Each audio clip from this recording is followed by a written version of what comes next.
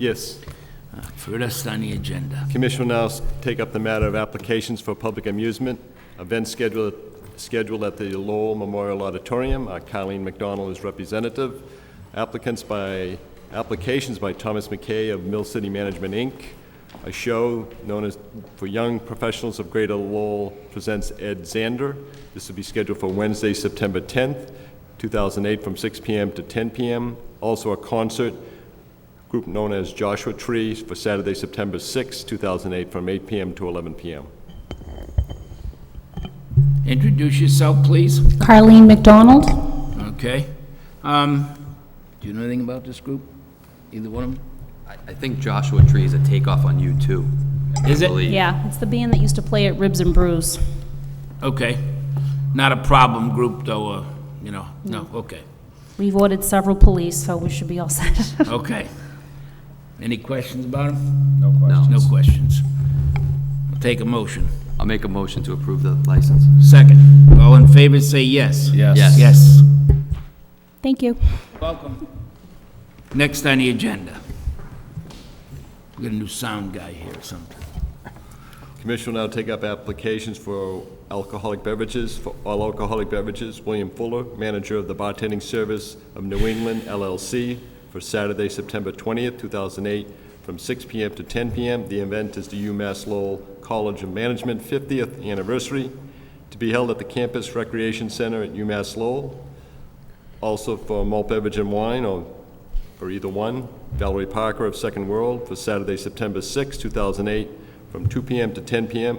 Request for a rain date for Sunday, September 7th, 2008. And the event is the New England Culture Fest with a beer concession at the parking lot of Enterprise Bank, adjacent to Middle Street. And the applicant is requesting a waiver fee if, in the event of weather, the beer concession is not open. Introduce yourself for the record, please. William Fuller, manager, the bartending service of New England. Valerie Parker, the director of the New England Culture Fest. Okay. I'm sure that you have an arrangement with the bank. You've, got insurance and all of that, okay? You want to have you're going to have this on a Saturday, but a rain date on a Sunday. But if it rains both days, you want your money back. Yeah. Which it won't rain at all, we know that, right? Well, I would hope not. We're being positive. The bureaucracy being what it is, I don't know, is it a complicated thing for her to recover? I know that in times we have done that, but. Well, generally, there are turn-ins I have to make regularly to the city treasurer's office for any checks or cash that I receive for license fees.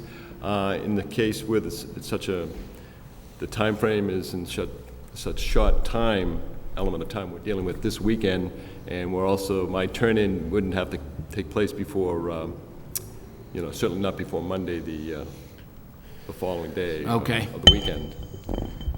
All right, so you can pay for it, and if it doesn't, if you don't open, you should notify the office and, Ryan, but don't come in next Thursday and say we didn't open the beer tent, okay? And just with the rain date there, if you open for an hour and then close it, I think you're out of luck on the rain date for the next day. So just to make that clear. Right. Okay. Okay. Bill, have you done this before? Yes, I've been before this. You've been before us before? Yes. Okay. You understand the license is going to be in your name? Correct. Okay. How large a gathering is this? They're expecting between 200 people, 200 to 225 is the latest count that they had. Okay, and you're going to have one bar? They're going to have 2 bars, actually. 2 bars. 2 bars, okay. and there's going to be 5 staff on that one. Okay. Do you supply the people that are the bartenders? Yes, they're all my employees. They're all your employees? Correct. Have they been tips trained? All my staff is tip certified. They are? Okay, yes. beautiful. I imagine this is like an alumni? It's what I'm understanding is there's a School of Management on property celebrating its 50th anniversary. Okay. I'm actually contracted through Aramark Food Service. I handle the alcohol vending for them, so they're the ones that contracted me. All right. Any questions, Brian? No questions. Any questions, Good Ray? luck with the weather. No questions. And again, I do hope you have good weather for this weekend. So With that, I'll make a motion to go ahead and grant the licenses. Second the motion. Motion made and seconded, all in favor, say yes. Yes. Yes. Thank you. Have a good afternoon. Tomorrow, you can have somebody come by tomorrow morning? Tomorrow morning? Okay, thank you. Next on the agenda.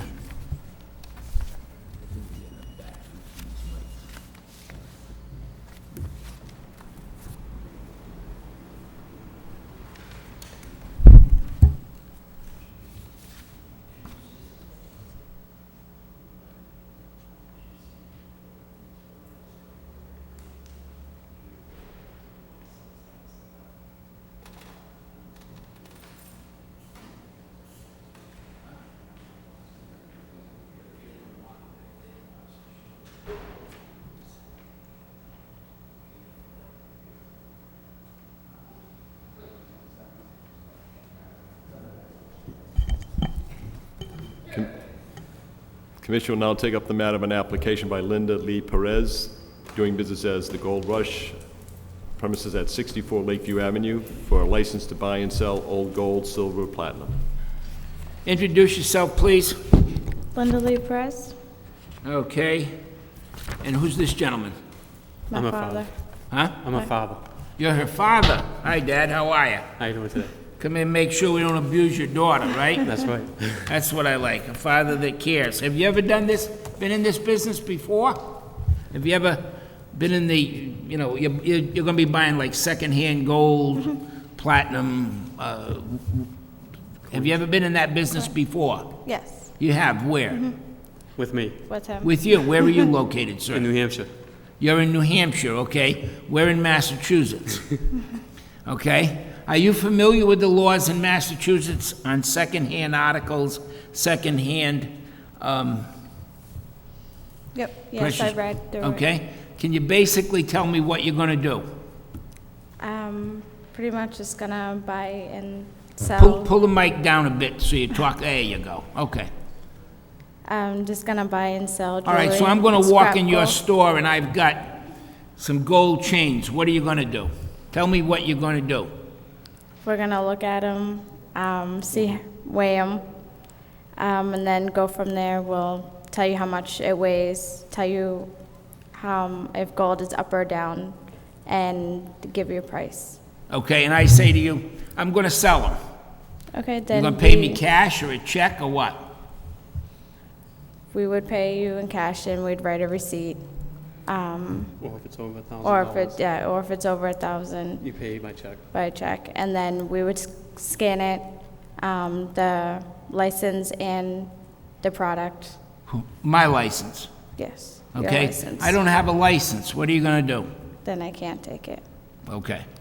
And then you're gonna report to the police Yep. what you've picked up. Yep. Okay, I'm not sure that, is there a time frame before they can Yes. Yes. sell it? We have Yeah. to keep it for 30 days. You have to keep it for a certain period of time before you can melt it or Yep. sell Yeah, it in the 30 days. secondary market, okay? All right, and you're gonna open this store up on Lakeview Avenue, Yes. okay? Did we do a Corey background? Did we do a background check? We don't do that on these types of things? I often wondered why. It would just seem to me, I get very nervous because, okay. Go ahead, Ray. I'll give you, be nice, that's her father. I could just, how many years have you been in the business? Me, myself? Yes. Like 2 or 3 years. Okay. And have you worked in any other stores that have dealt with used items or anything else that had a reporting requirement to the police? No. All right. Does anyone besides yourself have a financial interest in this business? No. That's only me. And my dad's gonna help me out. I put up here the and money there. for her, but I'm Yeah. getting us started. Do you own or are you renting the premises at 64 Lakeview Avenue? Renting. Okay, are you open yet? No. No. Okay. I don't have anything. Nothing else? Okay. you know, I would hope that you would, one of the very first things you would do would be establish a rapport with the police department. Yep, we You already should know the did. police officer's name, who you're reporting it to. You should keep a journal every day, okay? Because unfortunately, in this type of situation, here again, you know, economic times being what they are, you know, unfortunately, we have people that would take advantage. They would, you know, take somebody else's jewelry and sell it, and hopefully, you know, by you reporting it and being able to be in the front line, and that's what you are, you're putting yourself on the front line because you're gonna be the one that's buying it, Yep. okay? So I would hope that you would establish some ground rules and keep, you know, pretty good records, because the vice squad goes around and checks these, right? The vice or?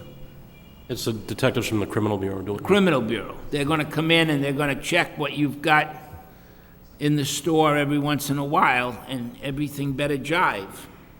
Okay? All right. I just have one more question. Sure. You're required to keep the property or the jewelry for 30 days. Do you keep it on premises, or do you keep it under safe, or how does it stored? In the safe, In the safe. In a safe? And is the safe on premises? yes. Yes. Yes, okay. There's also a 24-hour security guard. We hired a security. That's, okay, so you hire a 24-hour security guy? Yes, sir. Yes. Okay. Okay. That being said, I'll make a motion that we approve the license. I'll second the motion. Motion made and seconded. All in favor, say yes. Yes. Yes. Good Okay? luck. Good luck. Thank you.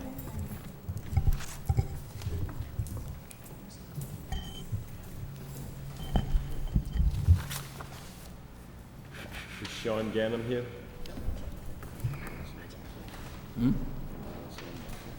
See who again? Yeah, oh, yeah, yeah.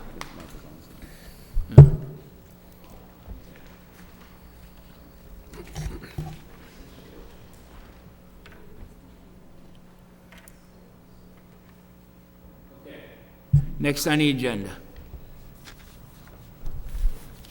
Commission will now take up an application by Sean Ganem, doing business as Ganem Autos, for a used car dealer's license, Class 2, for premises at 45 Marshall Street, 12-16 Carlton Street.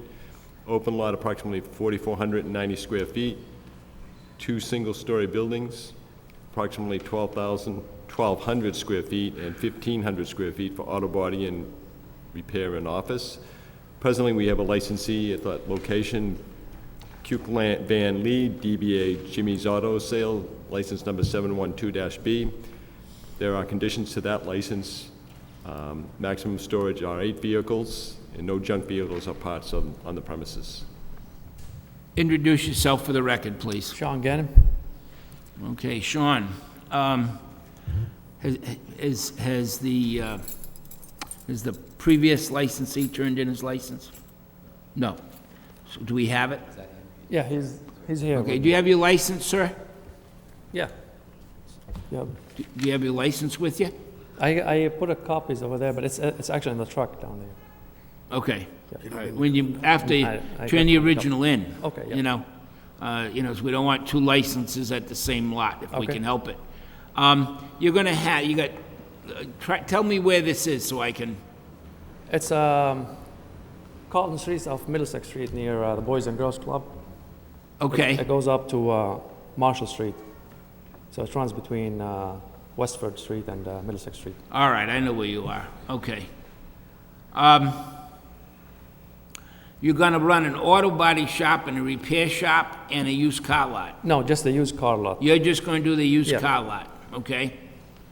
So how are we gonna know if the building inspector drives by and there's a bunch of crumbled up old fenders and junk laying out there?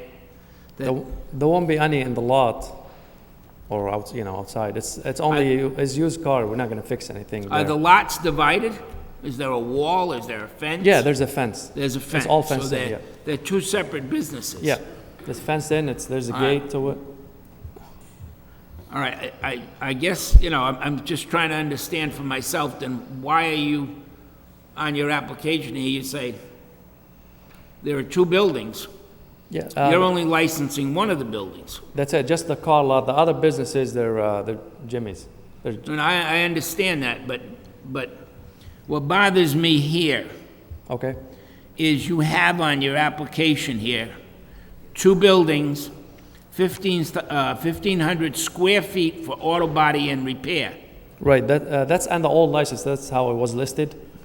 But the lot is 4,490 square feet, that's the one I'm leasing from him. The building, the state. Huh? No, and he's not making it clear to me. I need you, I'm not trying to give you a hard time, but I need you to fill out an application with a license for one lot, for the lot you're gonna use for a used car lot. Right, I believe that's the way I filled it up. I didn't put the 1216 Carlton Street, but that's how it was listed on the old license. Okay. I think what Chairman Bayless is getting at is that you're asking for a different license than the old one because you're not going to be using all of the same premises, correct? Just the lot, yeah. Okay, so what he wants he wants an application filled out that reflects that this area is basically now going to effectively be divided into both a repair area and a separate lot, which is a used car lot area. I think that's what he's asking.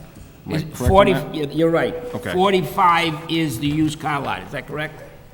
Well, Mr. Chairman, just to follow up on what Mr. Ganem is Yeah. telling the board at this point in time, he states under the question for description of premises, this location currently has a Class II used car dealer license number 712-B, Yep. DBA Jimmy's Auto Sale. I am leasing the premises from Mr. Lee, Cucklant Van Lee, and will operate as a used car dealer. That's all he states. The Okay. premise being, my understanding, I should say, is, based on our earlier contact with this matter, was that he was taking over the license, presumably taking over the business. Right. And all of the premises that Mr. Lee has under his license. Right. Now, if Mr. Lee wants to surrender his license is one thing, but with respect to Mr. Ganem, this application should be amended and a plan more suitable than what you have in your hand to scale of that area that he wishes to have licensed. Because the other matter we have to concern ourselves with, Mr. Chairman, and I can't speak off the top of my head at this point, is zoning. How this affects the zoning ordinance. Because Mr. Lee may be restricted, there is a restriction on the number of vehicles he may have is 8 vehicles. The fact that Mr. Ganem, all he wants to do is sell used cars, it may be his thinking that he can increase that number of vehicles to 16 vehicles. And that may not be in compliance with zoning. Certainly, it doesn't comply with the current condition of the license Mr. Yeah. Lee has. I need you've got a drawing here of a used car lot. Right. And an auto body shop, okay? You know, and the problem there is that you drive around the city and you see some of these used car lots, and you know, the inspectors look at them and they look like junkyards, okay? And, you know, that's part of your stipulation, no junk cars. Right. What you got here is, you do not have, you show an office that seems to service both the auto body shop and the used car lot, okay? It's gotta be one or the other, it can't be both. Okay. Because no matter how you do this, Yeah. there's gonna be problems. You've gotta make, and you don't have to get an architect to do this, we're not talking about that. But you know what, you can get some graph paper and one square, you know, a foot equals a square, and you just draw it out. You're gonna have 8 cars in a building, okay? In some type of Yeah, an office. just 8 cars, yeah. And then come in with a license for 45 Marshall Street, Right, which I gather is the front of the Yeah. used car lot. right. Okay? And what the secretary is saying is true. You have restrictions on this license. A lot of times people get these licenses, you know, and they're gonna sell you cars, used cars, and then all of a sudden, I can't make a living on 8, so I'm gonna bring in another 10. You know, and that's not gonna happen. Right. I own Okay. another business, so I don't need All right, that. so I'm not if gonna do you, that. if you would like, what we'll do is we'll just, I'll entertain them, go ahead. And I was just going to offer this other thought will the current businesses of auto body remain, and auto repair remain at that location? This, the auto body and, No, before. yeah, he had it before, he's not. I do auto body in the repair. You're gonna leave it open or the auto body? I know what he said. Is the auto body business going to stay open? The auto body, the business, auto body. Yes. Okay, so now you have another situation with vehicles that'll be serviced by the auto body shop and also by the auto repair shop. So the question now remains, when Mr. Lee initially filed his application for the used car dealer's license, the idea was that he was going to add to his existing business for body work, auto repair, by selling some of the cars that he would be working on Right. off the lot. Now, with Mr. Gannon coming into the picture and having no interest in body work or repair, you have two, maybe three separate businesses at that one location. There may be more than 8 vehicles in and around that area. Yeah. Well, I think, I mean, I don't mean to be throwing a monkey wrench in the works, but this has to be clearly defined, okay? And you know, you need to, we need to know, you're gonna do 8 cars, you're gonna have some kind of an office. There has to be a definite separation between these. I don't know whether you want to plant bushes or put in, you know, I don't know what the neighborhood's like, but you gotta find out from zoning, can you run a used car lot? See, a lot of these little car lots were allowed, gas stations, back in the 80s, because of the economy, people were coming in and saying, can I fix a car up and sell it? And, you know, so they'd have 2 cars in a gas station or something. They didn't make an investment as a used car dealer.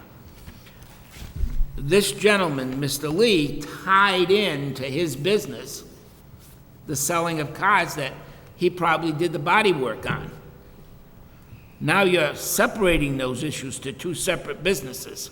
Right. So you gotta find out if the zoning is there for a separate business of just used cars, and then come in compliance with that, so that, you know,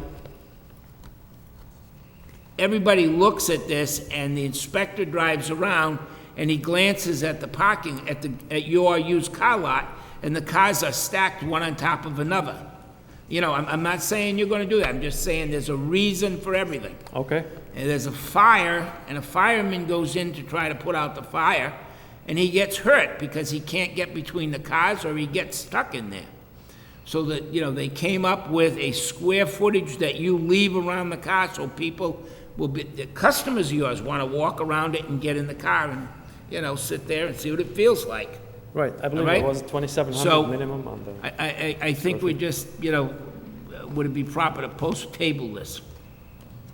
Continue it to the next, we're gonna just, is that all right, Ray? Yeah, no, I was gonna make the Yeah. motion myself to continue this until we get a more definite plan. Okay. Something showing that if this is going to be a separate business, that It the complies areas with are zoning. properly divided, that there's no confusion between the 2 businesses. Because right now, everybody's used to going into the auto repair area and also having cars available. We don't want anybody thinking that these are the same business. So we need some more definite plans showing that, A, it's properly zoned for a standalone used car license business, and, you know, basically, Okay. we need all the information that we're asking for here, so All we're right, gonna we'll table work it on until we and have we'll that. Keep in contact then. You know, you need to, you know, to carry that one, you know, and not to throw a monkey wrench at you, you need to read the rules and the requirements. You need to have some kind of an office there dedicated to the used car Yep. lot. You know, he's got and that's one of the things that bother me. He's got a trailer or a building there that No, there is an straddles, office and behind, you know, that behind the just shop. does the used car lot. That's just for the used car lot. Right, that's just, yeah, the other body shop, he doesn't use the office, it's for the car lot. Okay. That's what Jimmy uses for. All right. All right, well, that's what we need, the more That's what we definite need, a plans more and more definite definite plan. drawings Okay. on. Okay? All right, thank you. All right. Motion made, Seconded. seconded, all in favor, say yes. Yes. Yes.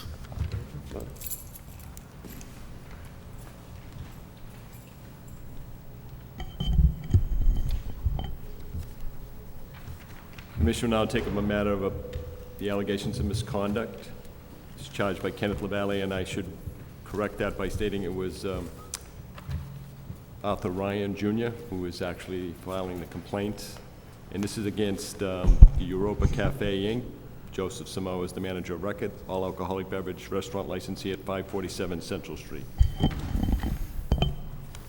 Introduce yourself for the record, please. Good afternoon, Chairman Bayless, Commissioners Weicker, and occasion. My name is Attorney Michael Zame. I represent the Europa Cafe. I have with me today to my right Mr. Joseph Sameo, who's the manager of record, and his wife, Philomena Sameo. Okay. I'm going to acknowledge the fact that my daughter is married to your brother, or he was as of this morning. Sorry. Did you represent him? Or? I apologize for well, that, Mr. you Bayless. should apologize. But that being said, I wanted to acknowledge it that you and I have no mutual financial interest or business or anything of that nature. And so, just so that no one, would say, Wally's I'm not related, trust me. Believe me. Okay, and your mother's proud, trust me. I'm confident that you'll be impartial in this matter, Mr. Bayless. With that being said, have you read the complaint, Attorney? Yes, we have read the complaint, Mr. Bayless. Do you want to waive the reading, or you want it read into the record? No, we'll waive the reading of the complaint into the record. Okay.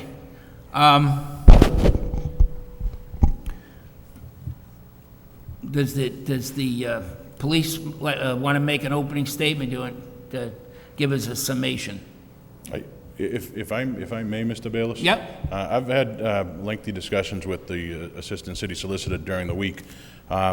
We recognize from the police reports that this was a bad weekend. There's no question about that. There were several altercations that occurred outside the premises of the Europa Cafe. There is usually, as an attorney, I would say to somebody a charge of some sort that allegedly, and something starting out today, when there's nothing allegedly about the fact that on Saturday evening, August 3rd into August 4th, because we're speaking about two different sets of circumstances here, and I'm going to try to address those as I go down the list of charges that were contained in the Executive Secretary's letter and Acting Deputy Superintendent Ryan's complaint to this board. First and foremost, the August 3rd evening, Saturday evening going into Sunday, there was a situation where the officer in the area car came by, observed Mr. Sameo out in front of the location, had asked him, do you have anything going on tonight? Mr. Sameo told the officer, no, we don't have anything going on tonight. He was mistaken. His wife didn't tell him. She had booked a party. They normally don't book a steady function on Saturday night, so it's on Friday nights they have a regular routine. Saturday nights they don't have a regular routine. There was some confusion. He said to the officer, no, nothing going on tonight. Later on that evening, there was a function going on, and I know that I'm going to cringe when I say this because I know the commission really doesn't favor these. This was a 19-plus night, okay?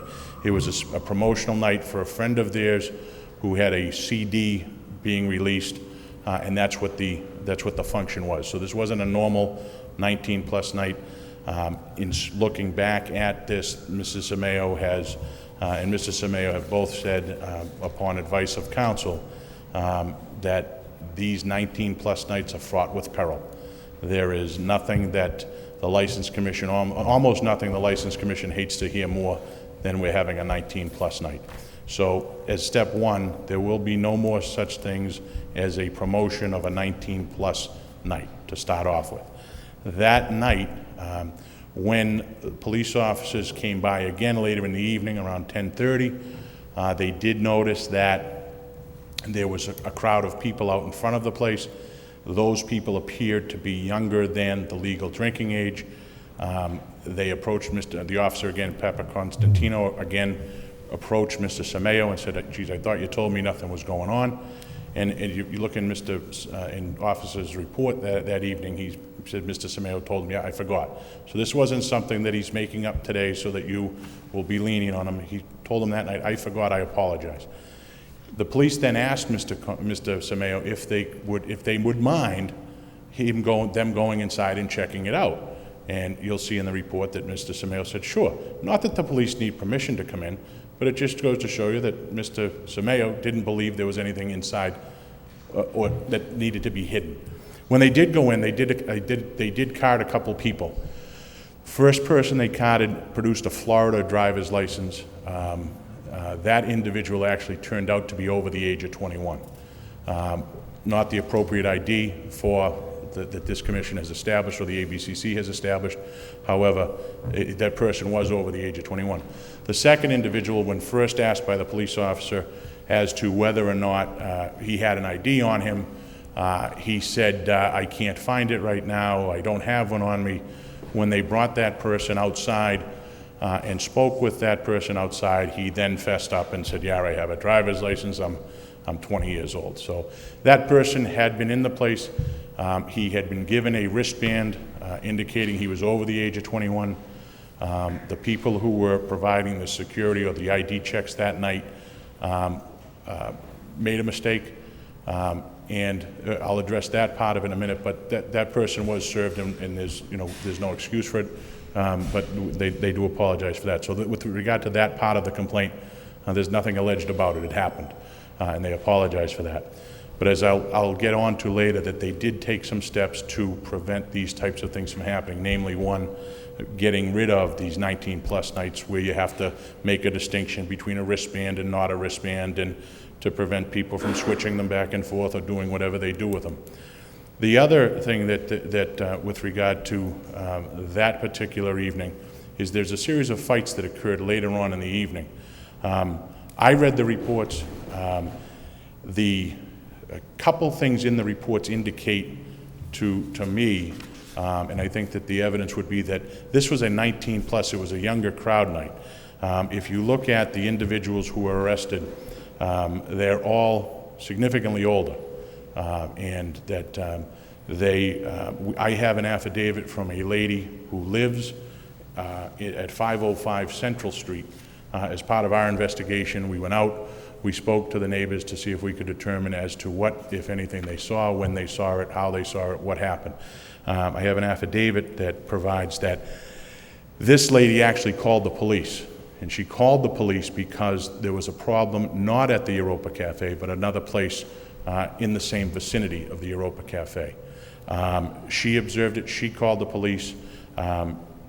When you look at the police reports, and you'll see that that particular day there was a function going on, a corporation's or a company's family cookout or type of employee appreciation day. And if you look at the arrest report, the employers of the individuals arrested come from that company. So we think that those individuals were not related at all to the Europa Cafe. There's nothing in the police reports that indicate they were in the Europa Cafe, nothing in the police reports that indicate that they were served alcohol nonetheless by the Europa Cafe. And just from the sense that their ages don't fit with the crowd that was at the Europa Cafe that evening. So that's with regard to the second night. The first night goes into a couple different areas where my understanding is, and I've had an opportunity to review a videotape that was taken of the events going on inside the Europa Cafe. Detective Hulkran had showed that to me. It appears as though there was a open mic night, okay? And to take one little step back, if I may, is that how it was working prior to this weekend back on August 2nd and August 3rd. How it was working was the Simeos would rent the hall out to a company. That company would pay them a fee to use the hall. That company would then come in and say, we are going to man the door, we are going to check IDs, we are going to control who comes in, and how we make our money is by charging a cover charge at the door. Upon reflection and looking at that and thinking about it, the Simeos realizes that the company that they delegated that duty to it doesn't matter to them what happens to the Samayo's license. If something happened to the Samayo's license, they would go find another hall to do this at. So with respect to checking IDs and controlling the capacity of the crowd, they have changed that particular method of operation, okay? They are themselves taking, or one of their employees who has a beneficial interest in making sure that they retain their license, has taken over that part of it. They also have taken over the part of controlling the number of people who enter, so that the guy who has the incentive of getting as many people, regardless of age, regardless of the capacity of the place, to pack them in so that he makes money, that procedure has stopped. That particular evening, there was a rap open mic type night, if you will. I don't really know what you call it. I've read some articles in the newspaper, I've read some reports, I've seen the videotape. It appears as though at some point during the evening, and the videotape isn't clear as to what time this took place, some of the reports do set up a timeline, that one of the people got up onto the stage to do his performance. When he got up on stage to do his performance, apparently the DJ put on the wrong record. So as you listen, if you watch the video, you see that there was a disagreement between, or I would say, he would say, you've got the wrong record on. A little bit more colorful than that, but since this is cable television, we're not going to give the... Mother's watching. Yeah. So that when you'll see that it was a little bit more colorful than that, but finally they get the music right. He starts doing his performance. He's not being appreciated by the crowd. The crowd's booing him. Somebody else comes up, grabs the microphone, says, "Don't be haters. Why you hating on my, why you hating on my boy who's performing? Show him some love." The next few words that are exchanged are something to the effect of, and again, we'll straighten this Lowell style, or step up after the club, was what was going on between the crowd and these performers. Certainly nothing that my clients took to infer or draw that this was going to result in a fight later on. There was nothing in that they took, or that they thought it was, they simply thought this was part of it, the act going back and forth. So in terms of what happened later, my clients had no way of knowing what would happen later on. And if you read the detectives' reports, you'll see that the gentlemen who were involved in the altercation were outside the Europa Cafe, across the street, waiting for people to come out of the Europa Cafe. And that's when they encountered those people across the street, that's when the altercation that resulted in some very serious injuries to people happened. That's certainly not something that my clients had any idea was going to happen. What did they think was going to happen when the people said we were going to take care of it? Well, they didn't say we were going to take care of it. It was going to be step up after the club or something to that effect. What did they think? I don't know what, they didn't think it was going to be a fight. I don't know what, when you're sitting here today, 3 weeks or 4 weeks later, and able to analyze it and talk to some other people about it and say, how was I, at the time, was this some veiled message that I should have picked up on and said, I'm going to call the police and tell them, hey, I think somebody's, maybe talking about either a party after we leave here, or a fight after we leave here. I don't know. The Sergeant Seops arrived on the scene. He entered the premises at about 1:48 in the morning. He asked my client what was going on, and she said, what do you mean? I don't know what you mean. He said, there's a fight outside. She said, we didn't have any problems in here. So even that night, she didn't realize that anything was going to happen, and was surprised to learn that there was something going on outside. Okay. That's what I have. That's what you have. Okay, I don't know, before we talk to the police, I have to tell you, Counselor, this, I have had more phone calls from more neighbors about this than anything I've had since I've been on this board, okay? It was just, I couldn't believe that there were that many people. But you know what? It's good that they called, because a lot of times folks sit back and they say, oh, you know, the police aren't doing anything. Or they're not, you know, well, you know what? They can't be in a million places. Is there anybody here from the neighborhood that came out that wants to talk or say anything before I go any further? Okay. That being said, If I may, one more thing, Yeah. Mr. Bailiff. The other thing that I think has been helpful since, you know, the several changes that I've mentioned is that since that weekend, they have hired police details, okay, with a hope that having a police officer there will act as a deterrence. We know it's not a panacea, but we're hoping that it does act as a deterrence. I can give you one just small example of how it's helped so far. This past weekend, the police officer was working a detail.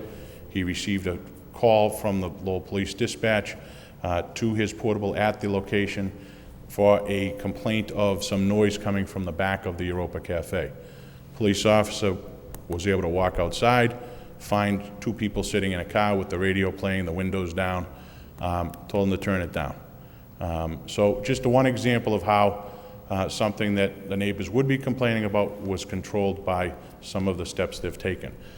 They like a lot of places, take a step back and you look and you see when they have a problem, what have we done, you know, what can we do to prevent this from happening in the future? I noticed, and I read the newspaper articles regarding not only this incident, but another incident that happened later on that evening at a local eatery, where one of the officers doing a phenomenal job was able to disarm a person with a gun. And I noticed that the acting superintendent, Ryan, in the paper actually said, you know what, we've had a lot of little flare-ups, a lot of little problems, a lot of little hot areas. And the police actually did what, you know, my clients have done. What they've said is, okay, well, how do we respond to those things? And, you know, acting superintendent Ryan, you know, says, okay, next weekend we're going to go out, we're going to make a statement. What we're going to do is we're going to saturate those areas. We're going to hit those areas hard. We're going to have extra police in those areas, so that some of the things that, okay, the police have, you know, altered what they do and how they, you know, approach to keeping things quiet at those times, at a very difficult time throughout the city. My clients have done the same thing. They remain willing to work with, and they have a good history of working with the Lowell Police Department over the years to address problems before they become problems. That's ideally the way they would like to have things, so that they're not here before this board. They have, again, like I said, hired a detail. They are willing to work with the police and the other areas, other establishments in that area to, if necessary, to hire an additional detail for that particular back central street area, because there's places that are right in there at that crucial time, to provide an extra set of police presence in that area to prevent problems from occurring, to keep the neighborhood, to do their part, to keep their neighborhood a good place to live and work. Okay. There are, Officer Panic is here, also Sergeant Seopes is here. I don't know if you wish to hear from either officer. If that would, Sergeant Seopes, would you just get up and give an overall of, I had talked to, I had asked last week, how many times have the police had to respond to the Europa? Did you get a chance to check that?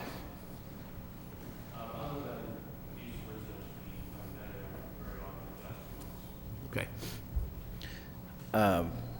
Attorney Zane pretty much summed up everything I was going to present here today. I mean, it seems like I don't have anything to add details-wise, if you have any questions for me, but pretty much everything he said, I agree with. Okay. As far as the details of the incident, what occurred, what my observations were. Okay. Would you say that you know, I guess one of the things that we want to know is, with all of this happening, Did they cooperate? The Samayo's are very cooperative people. They did? Yes. Okay. Because it seems to me, in reading this report through, they pretty much violated every single thing, that they possibly could have in a two-night period. It's upsetting to me that they would tell you there was nothing else going on the next night, and if he did forget, which any one of us could, but after Friday night, I would have probably, once I found out there was going to be any kind of a function, I would have picked up the telephone and called and said, "Whoa, wait a minute, we do have a function. Maybe I ought to get a policeman here." The second night. It might have, I just don't understand. I forgot, I wonder if he forget to collect the rent for the hall. I don't think so, I can't speak to Mr. Samayo's conversation with Officer Papa Constantino. I wasn't there. I was informed of it afterwards. When I did arrive, Officer Papa Constantino did ask me to come over, and he shared that with me. We went in, and just as Attorney Zame said, we went in. He was more than willing to let us go in, and we did find someone drinking underage, but I was not part of that conversation where he said that he didn't recall having a function scheduled. Okay. Sergeant Seals, you stated that the Samayos were very cooperative with you, but in the police report that was submitted by you and then Officer, it's a Greek name, and Papa Constantino is probably yeah. Okay. Yeah. He stated that it was his belief that Mr. Samayo tried to deceive him. Okay. Then in the complaint, as alleged by Deputy Superintendent Ryan, it says Sergeant Seops conducted an on-scene investigation of this disturbance. Sergeant Seops spoke with a female known to him as the owner of the Europa Cafe. She denied that anything had happened and stated that the crowd was not from the Europa Cafe. Sergeant Seops observed that her comments were beyond belief and noted that the crowd was coming out of the rear door and that staff members were still attempting to remove the crowd from inside the building. Now, you went to the police academy, correct? Yes. And you were trained on how to investigate criminal matters. Yes. Did you feel that the Samayos were trying to deceive you? Yes. Okay. But you just said they were that's where I'm getting confused. I apologize. I believe what but- Commissioner Bayless had asked is, in light of all this, how was it? And the first thing Mr. Samayo said to me was, "What can we do to make this better?" He seemed very eager to not have this Well, of course, weekend I mean, reoccur. he backed in a corner. And that's what he's I meant got by that. problems. But, and but he it's got your real belief problems. that they tried to deceive you. Upon initially entering and saying, "This is your responsibility," Yes. they were initially defensive. Mrs. Samayo was defensive and said, "They're not from here." We had a quiet night, so Okay, yes. so the two officers both believe that the Samayos are trying to deceive them. In that According respect. to the report that you yes, wrote. that's absolutely accurate. Okay, all right. Right? I mean, I'd like to see the affidavit regarding this location where this other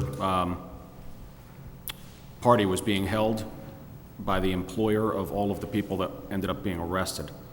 And I'm intrigued by this because if these people were at another location, got drunk and got into a fight out on the street,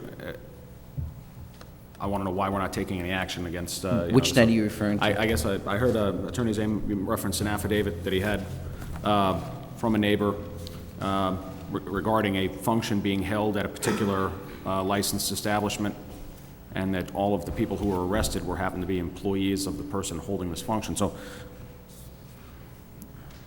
I want to know why we're, yes. If I may, Commissioner Waker, the lady that gave us the affidavit, which I have, which I'll submit to the board for its consideration, says that she saw the men coming out of the Reds fighting in the street. And the Reds, when I asked her what does the Reds, the next part of her affidavit is, she said the Reds is what I call the Portuguese American Club, which is directly across the street from my home. This lady's home being, and it's on the affidavit, so it will give you some idea as to what her vantage point was, is where she and how she saw things. The affidavit that I have does not say this was a company. Her affidavit does not include that. That was, from our investigation, what we were able to find out was that. However, the company was not cooperative with giving us a copy of the announcement that went out to its employees. But again, the people involved in the second night, the ages of them doesn't fit with the people that were in the Europa the second night. Well, the Europa has 2 levels, right? Yes, correct. There's a first floor, and then there's a bar on the second floor? I think the other way around. Okay, the other way around. Yeah, yes, I think the first street level is, you walk in, there's a street level, there's a restaurant style. Right. You go up the driveway into the back. Back, okay. As to that's where the functions are. The hall. Right. But there could, in order to be in the restaurant part, there could have been older people in there, that part of the facility, correct? There certainly could have been. Because you have to be 21 to be in the bar part of the restaurant? Or is anybody allowed in there? When the dining part, I believe that anybody can be in there for the dining. Right. For the dining part of it. Is there a time where they stop serving food? About 10 o'clock. And what time was this incident? This was right around midnight. So it's reasonable to believe that they were older than 21 in the non-function area? I would hope so. Okay.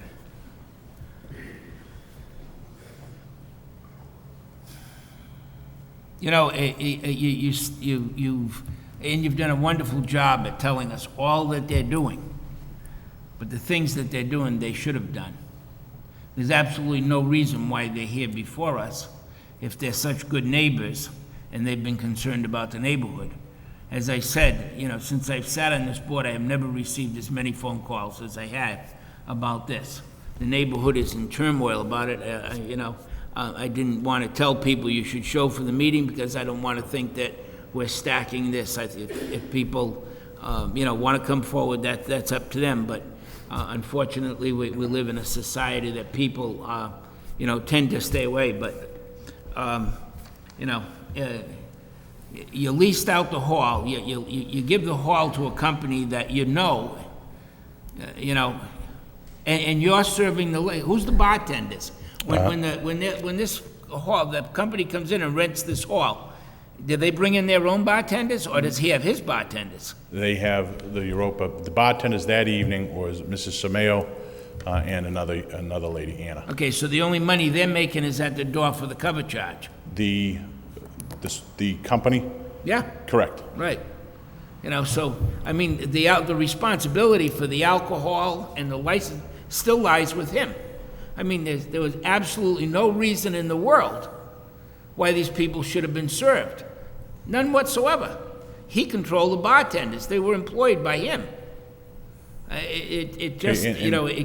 Is it which with respect to which night, Mr. Bailey? Either night. Okay. His bartenders. When he leases the hall, when he was renting the hall out to whatever organization it is, okay, he still controlled the bar. It was his bartenders. They were in his employ. And the lady that across the street, well, you know what? I mean, one of the people in his employ should have been on the phone calling the police. You shouldn't have needed to get to a point where the neighbors, they had every policeman in the city of Lowell down there trying to control this. Can I stop for a second? Yeah. I think the statement was that the woman across the street called the police regarding another location.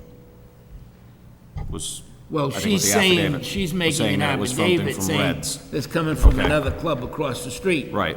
I don't know that it's not reasonable or otherwise. Did they have any calls at the Portuguese American Club that night? Do we have the No, water from that night? I don't believe they did, but I think we're talking about 2 separate incidents at the same time. There was one large fight in the early morning hours of, I believe the date we're talking about is August 2nd. And then the other incident that Mr. Zame is talking about as far as maybe there being a disturbance from across the street was during the late evening hours of August 2nd, approximately 20 hours later.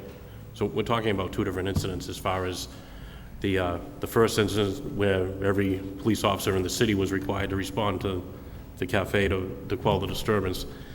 And then the second series of incidents took place the following night. All right, all right, so we can break it down. Nobody here is contesting that there was a person who was under the age of 21 that was served alcohol on a particular night, correct? That's correct. Okay. Now, we've got two different incidents, and actually reading the police reports, there was a third. Wasn't the brother of one of the individuals who got arrested? Yeah. Didn't he come by pretty cocked and start a fight? Actually, we're talking about 4 different incidents in all, one during the early morning hours on August 2nd, and then 3 incidents in fairly rapid succession during the late evening of August 2nd. All right, but I'm reading from the 3 different police reports, I know that there was at least one where the guy came back and wanted one of the cops to shoot him because his brother had been arrested? That's correct. Okay. If I may address one point that Mr. Bayless, you brought up about the service of alcohol with respect to the establishment. I'm reading from Sergeant Seope's report, and it's from the package that we received, going to the back and turning 4 pages in. Yeah. Following along the same lines as Commissioner Occasion, that if you're looking at Sergeant Seope's conversation with Mr. Semeo that evening, he notified Mr. Semeo that I'd be requesting that a complaint be filed with the city's liquor license commission. I informed him that he appeared to have insufficient staffing. Okay, his staff appeared inattentive to the capacity limits. Okay, his staff appeared inattentive to their responsibility to limit alcohol consumption to the premises only. Yeah. Okay. His staff did not fulfill their obligations to call the police to disperse a large riotous crowd. There's nothing in that report that Sergeant Seope says the people at the place were overserved or intoxicated. You just read it. It was No, it limited. says limit alcohol consumption to the premises. Yeah. That means drinking. And that outside. goes as to Sergeant Seope's, when approaching the Europa Cafe, observed broken bottles outside in the parking lot of the cafe. Okay. Not saying limiting the amount of consumption. What he's referring to in his report is limit alcohol consumption to the premises only. This isn't to limit alcohol consumption, meaning stop people from drinking too much. There's nothing in Sergeant Seope's report that says that. Chairman Bayless, if I may. Yeah. It doesn't say that in Sergeant Seope's report, but I believe in Officer Panic's report, it says he was highly intoxicated. Right. And I believe he said he was inside But Cafe Europa, but it isn't in Sergeant Seope's report. But all I'm trying to say, and I'm not talking about, you're referring to this as the amount of consumption. The other report says that they were, but forgetting all that, okay? He rented the place out, and it still was his liquor license, and it was his employees that were serving the liquor, or the beer, or whatever happened, and if the broken bottles go outside, who do you think's supposed to stop them? And I agree with you, Mr. Bayless, Okay, that it is I'm the not, responsibility of the license holder. Absolutely. And the And license... you can't abdicate that just because you rent your hall out. You got a whole neighborhood of people, and that's if you've been over there, Yes, I have. the homes are so close to each other. All you need is one place on the street causing a problem. Now, and I'm not saying that the Portuguese, and I'm not, hopefully not offending anybody, but I'm not saying the Portuguese American club is perfect. No club is perfect. Nobody that's in the business, especially today. But we've been around here and we've been preaching this stuff now for years about these 19-year-old. There's no way in the world that that they're not aware that you're going to let 19-year-olds in. You're going to have problems. We see it all the time. So all of these things are all well and fine, but unfortunately, all filter down as of the result, of these 2 incidents. And as I said, the one thing that really glares at me more than anything else was they had a major problem on Friday night. The police specifically said, is there anything going on here tomorrow night? No. Okay, the next night they got a thing, and he says, I forgot. you don't, you might have forgot for that night, but the next morning you say, you know what, we better get some people in here because we had a problem last night. It just, this whole thing could have been avoided with a phone call to the police department saying, look, I got a party tonight, I didn't know about it, I didn't lie, I forgot about it, I didn't know my wife booked the hall. Can you send over a couple of policemen? Because you can't cancel it once the tickets are out, but you certainly can control it. I understand that, and if you look at the report, it does say that Mr. Semeo asked them if they could arrange for a detail that night, and he said it was too late to arrange for a detail. That's in the report. Well, I say again, Mr. Bayless, that's something that absolutely should have been done earlier in the day. There's no question about it. Absolutely. That's the biggest cop-out that ever came down the pike, People like to throw stones at the police and say, oh, they got the details. The police probably would rather be home watching Sesame Street with their kids than standing there watching a bunch of drunks or getting stuck in one of these arguments, okay? They'd rather probably be home. All they had to do is make a phone call in a reasonable length of time and say, look, can you get some help for me?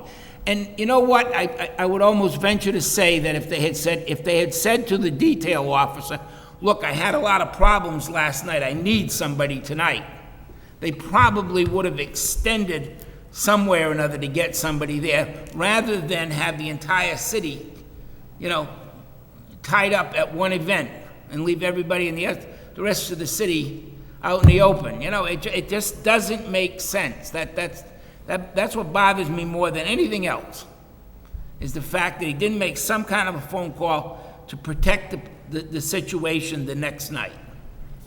It doesn't make sense. It just doesn't. And I can appreciate everything you're trying to do, because those are the things that he should have been doing for the last 5 years.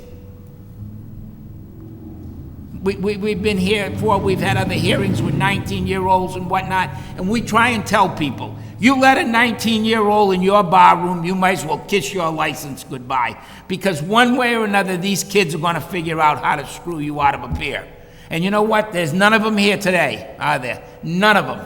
They're not in here saying, oh, what a nice guy this guy is, and, he didn't really mean to hurt anybody or anything. And that's what happens. The thing gets out of hand, and then everybody says, gee, what a shame, what a shame. The guy, what a shame. What a shame, too bad. You got a 19-year-old and you're throwing a bottle of nitroglycerin in the air. Oh, I can catch it, don't worry about it, I'll control this, Sooner or later, it's going to blow up in your face because you're inviting it to happen. You're outright inviting it. We have none of the bars, I think, downtown anymore run any 19-year-old. We kind of put a stop to that a few years back, right? So it's, well, you got anything else? Get anything? Well, I really don't have a problem with 19-plus parties, but when you take a 19-plus party too on, old.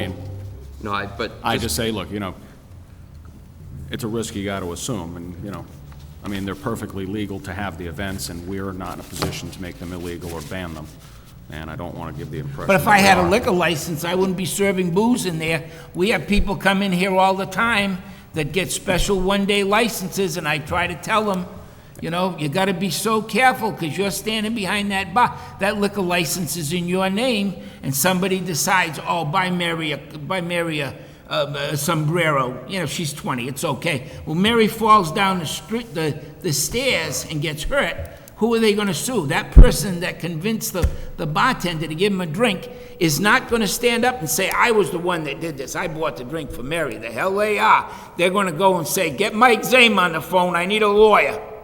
With any luck. Huh? With any luck, that's who they'll call. Well, with any luck or otherwise, it's the truth and you know it. And people don't understand that. We try to tell folks, if one minor can get in your establishment, so why would you open the door and just let them in? I'm gonna make a motion, but before I do, I just want to commend the police department on their handling of this, because it looked like there was a lot going on and a lot of people, and you guys did a good job of limiting anything. But I'm gonna make a motion that we roll back the hours that the Europa can serve alcohol to 10 p.m. for 10 days, and those days are a Friday or a Saturday night. So it would be 5 Fridays and 5 Saturdays, that the hours would be rolled back till 10 p.m. I don't think it's a matter of law, we can do 10 by statute, I think it's 11. We can only grant 11. discretionary hours 11. after. Oh, 11's earliest, then 11. I think that's pretty lenient. I don't know. Anybody want to second it? Okay. Motion dies for lack of a second. I say we roll the hours back for 11 for 1 month. 30 days. On probation for 6 months. So you're going to do 30 days, I make, 30 days at 11 o'clock, and then after that, he can have his license back, but he's on probation for 6 months. Does anybody want to second it? I'll second the motion. Okay, motion made and seconded, all in favor, say yes. Yes. Yes. No. Opposed? No. 2 yes, 1 no.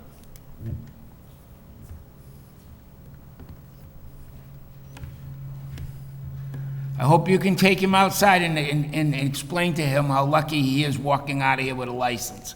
He might not think so. All right, while we're on the Sit back record, here. I want to state a few things for the record. All right. I'm going to ask that this commission take up this issue with regard to whether or not we're going to allow any license holder from now on to contract out to any of these groups that provide their own security at the door. I don't like the idea of it. I think it's a potential recipe for disaster. And I have a feeling that most of these people are probably running around doing this because they themselves have felony records that would prohibit them from having access to a liquor license. So that's something that I do want to put on the table, and I do want to have us have some discussions on.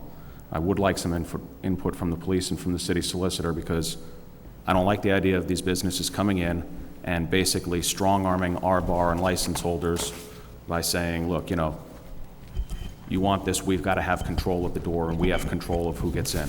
Because if what I'm hearing is correct, that the person who provided the ID tag, the wrist bracelet saying that a person under the age of 21 was old enough to drink, was this contracted group. And that does not excuse your client from having security at the door. But let's be honest, there's a reason that these people are out there and they want to provide their own security. They want to make as big of a draw as they can, and they are out there, wink, wink, nod, nod, accepting anything as form of ID, including a, don't worry, my friend's 21, I know him. Because if they'd checked this ID, I looked in this report, and this guy had a driver's license on him. So clearly, whoever this contract company was, knowingly, willfully, intentionally violated the law and gave this person a band. Now, I think we should be out there trying to identify this person. We should be out there charging them as a criminal conspirator. But what they are doing is absolutely wrong, and I want to see if we can put some kind of a stop to this practice. I don't want any other license holders in Lowell doing this and contracting out, allowing these groups to come in and say, we're going to run the place, you just run the bar. I have a real problem with that.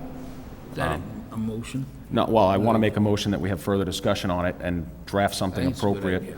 so that we can try and prohibit this practice, or at least discuss the practice before we pass, some kind of a resolution. But I think this is a very serious issue, because reading the report, that seems to be the cause of this problem, is that we get these companies coming in, and let's be honest, if they could get liquor licenses themselves, they would. And it's not like we have a shortage of liquor licenses. I mean, Lowell's still got licenses to give out. We still have businesses that need to be developed. And we've got these thugs, for lack of a better word, coming in and wrecking good businesses. Now, I live in the back central neighborhood. I'm about 2 blocks away from this location, and I've never had a problem there. And I've never had a complaint from any of my neighbors regarding anything there.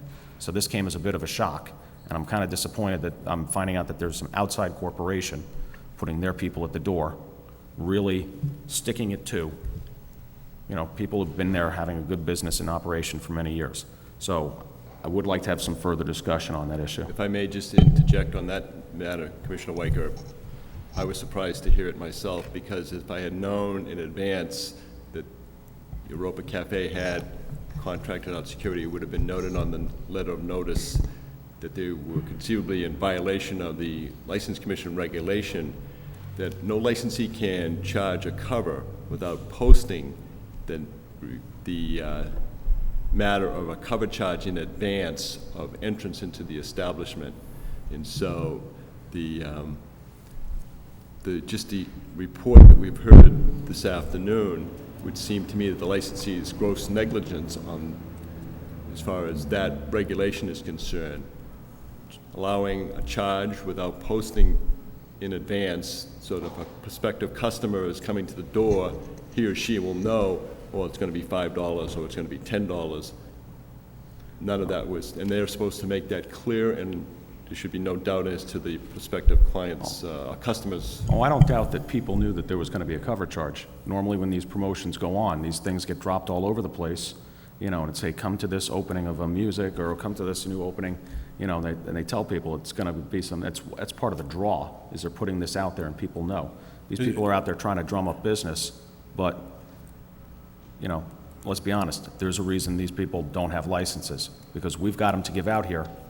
Why aren't they opening up businesses? If these are such honest, upfront individuals who've got such good business plan and draw, why aren't they renting a storefront, opening up a place, and holding all of these functions there? They're not, because there's a reason. Right.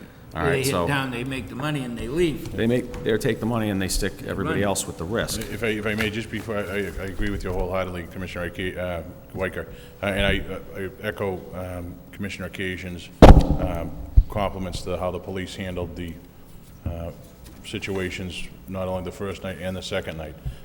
Police were put in a tough spot, put into a very difficult position. Thankfully, none of the police officers were hurt. My clients are thankful for that. I'm thankful for that. And, you know, they were asked and responded to above and beyond the call of duty. So I echo Commissioner Occasion's comments on those. You know, the problem with that, that I always find, and I always remember this when I was a youngster, it was many, many years ago, but there was a kid on the street that rang a false alarm on a fire truck. And as the fire and the police went racing to it, one of the police cars got in an accident, and it was a false alarm. And the policeman died. He lived right around the corner from us. And I often thought, you know, it would have been bad enough if he had been going on a real call. It was a real call to him. But when you think of the entire city of Lowell, and these guys are coming in, and you know, let's be honest about it, the adrenaline's pumping, they're concerned about somebody, you know, one of their fellow officers, one of them, somebody's there, they could get hurt, they want to get there, you know, not to beat somebody up, but if they can get enough of a show of strength, all the beer muscles seem to fade away. Every once in a while you get a few, like you did here, but by and far the majority, they just get everybody, hey, you know, let's go home, you know, and hopefully it turns out all right, you know, it's not an easy thing, okay? I do have a motion I would like to make at this point. All right. Since I would like a copy of that affidavit submitted to us as well, and I would like I'm going to make a formal motion that we have the police department follow up an investigation and find out where these individuals, you know, if there was a function being held at this club, this Reds, who was sponsoring it, and whether or not these people were in fact affiliated with it, because I would feel that the gross injustice was being done if these people got tanked up across the street, started a fight, and this club just took the rap for it. All right, so if we have a person, we have an affiant, somebody who was sworn under the pains and penalties of perjury, that's where she saw these people coming out of when she called the police, then I want some follow-up on that. I'd like to see a copy of the police call logs for that night for our next meeting, and I'd also like some follow-up as to who was renting that hall or who was holding a function at that hall on that night in question. Because again, I don't want to see one restaurant go down for what's being done at another restaurant just because people cross the street. If that's the case, I'd like to follow up on it, and if there's something going on at the Portuguese Club as opposed to at the Europa, I will you know, make a motion to possibly adjust anything that we have voted on here if equity or justice shows that it is warranted. So but I do want that followed up, and I do make a formal motion for it. Can I have a second? Second. All in favor? Aye. Yes. No. Okay, it would seem to me, if that's the position of the commission, we'll give you the affidavit, I have no problem with that. But if there's going to be an investigation to go find out more information that may lead to something not being attributed to... No, the affidavit doesn't say she saw them coming out of that building, does it? Yes, it does. It does. And also, just to be clear, that it's my understanding that that affidavit pertains to the individuals that Officer Alvarez arrested. And I believe I spoke to Officer Alvarez. He does, he was concerned with maintaining safety. He doesn't know where they came from. However, Officer Panic's report is clear as to the person came from Cafe Europa. All right, Yeah, again, I'm that's not- why I I'm not- would like some follow-up on that. If we have an eyewitness saying that they didn't come from there, I'd like to see some follow-up. If there's a statement saying that they came from a function and they were all employed at the same location, and that employer may have been holding a function, I want some corroboration, or a determination that that information is not correct. But I don't like the idea that we voted to hang somebody when there's that question unresolved out there. That's such a minute part of this Well, I mean, the that is problem, the source of Commissioner. 2 of the Well, altercations. 2 of them, Okay, so I do want some follow-up on it. But we just had a full hearing on the merits and issued a ruling, so I don't know how we can go back and change it. That was my point, Yeah, exactly. I don't know how we can do that. If we just had a full hearing, had the police reports, had testimony, had people speak in favor, had people speak in opposition, I mean, it's unfortunate, but what's done is done, is how I feel. And again, though, we didn't have this information before today. I'm not hearing that there was any follow-up investigation on it by our departments or anybody acting on our behalf. If the information is out there and we've got a source of trouble, my motion stands. If it's not going to pass, it's not going to pass. If we're just going to say, hey, it happened in front of your place, you're responsible, then I'm going to make a motion that we start granting special police powers to every license holder to enforce the law out on a public sideway. If we're not going to do the job of investigating it, if this commission is going to sit here and say, no, we're not going to follow up on an affiant or an affidavit signed by an eyewitness, then, we need to come up with some better solutions. Well, how long has this hearing been? I mean, when was this noticed? Well, the police report we received is, communication is from the superintendent's office, is dated August 13th. Can I see the 2000. affidavit, Attorney Zane? So it's been 4 weeks and we get the affidavit today, that's kind of late notice for an affidavit. And the problem there is, you don't know the relationship of this affidavit. It's not notarized, I don't know. We don't know who signed it.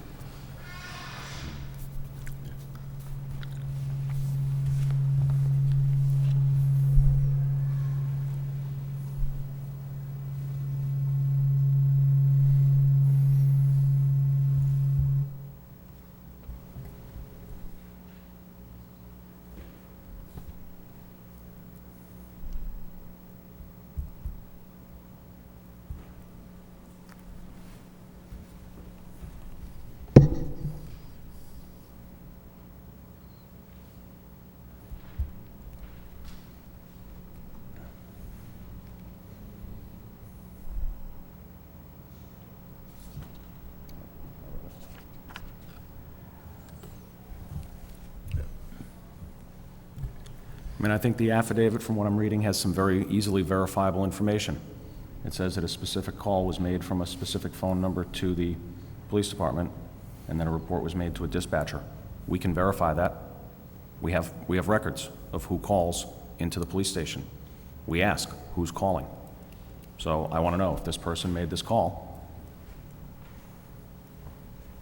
what are we going to do about it? Well, as far as I'm concerned, I mean, I have no problem with somebody following up and talking to the lady or not. I'm absolutely sure that Attorney Zane, has done due diligence in trying to follow up. We have one lady that says, she heard the screaming and she went to the window and she saw the people coming out. I'm sure they weren't screaming loud enough inside the building, that they were already outside when she went to the window, whichever, and that can be a very disputable, situation. as far as I'm concerned, you know, if the defense attorney wants to follow up on this and you know, and you want to come in later on and make an appeal on this and prove that, you know, I mean, there's such a, as I said, I think in this one weekend, every rule that possibly could be violated was violated. If we want to single it out to one specific individual item of the entire weekend, you know, you can, but it's not going to affect my decision.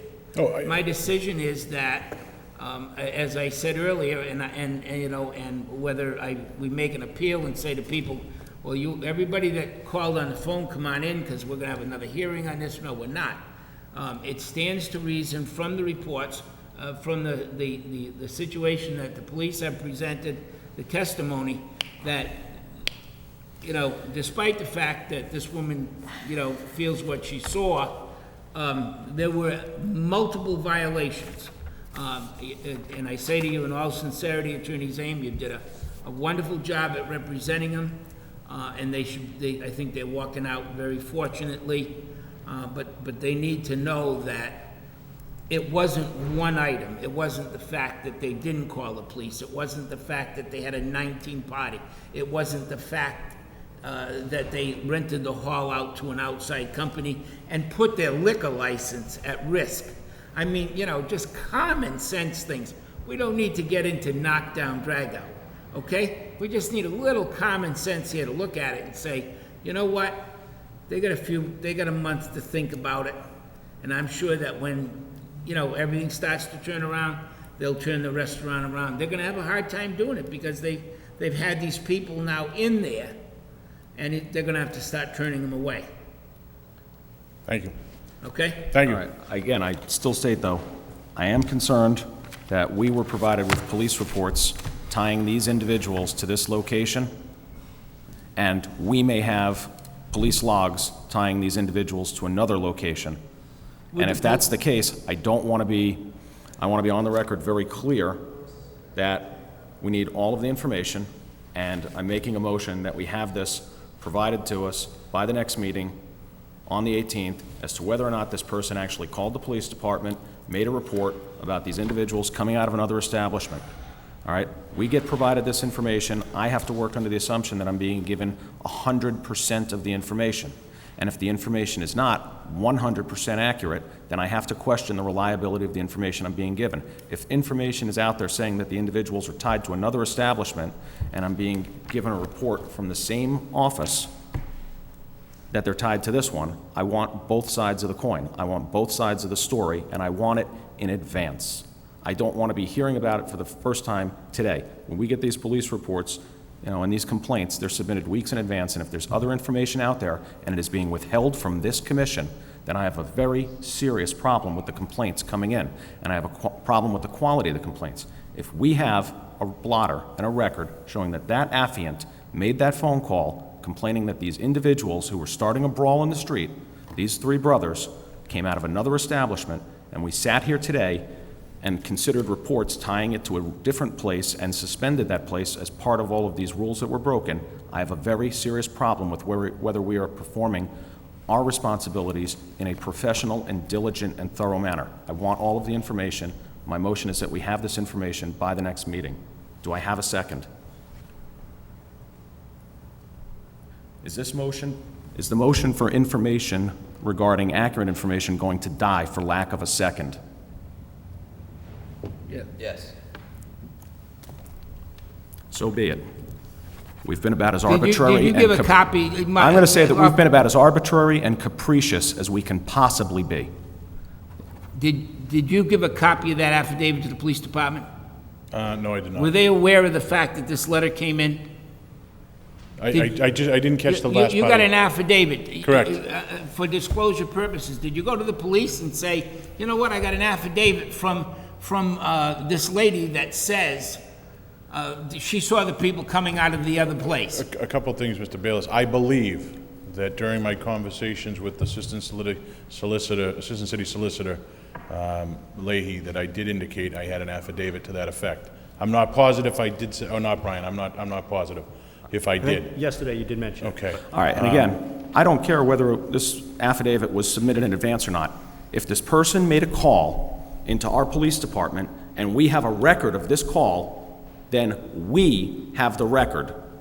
We should be aware of the record. I'm not going to put it on you to give us information that we may or may not already have. I'd like to know where these calls come from. I'd like to know who's making them. I'd like to know what the report is. That was going to be my second point to that, is that, you know, the police department obviously investigated what they investigated and filed reports, and as Assistant City Solicitor Leahy said to me yesterday, the police officers do that with an eye toward a different forum. They do that with an eye toward a criminal court. So I can see that some of the information that is in those reports is not geared toward License Commission. All right, no, look, I'm not knocking the individual police officers filing a report.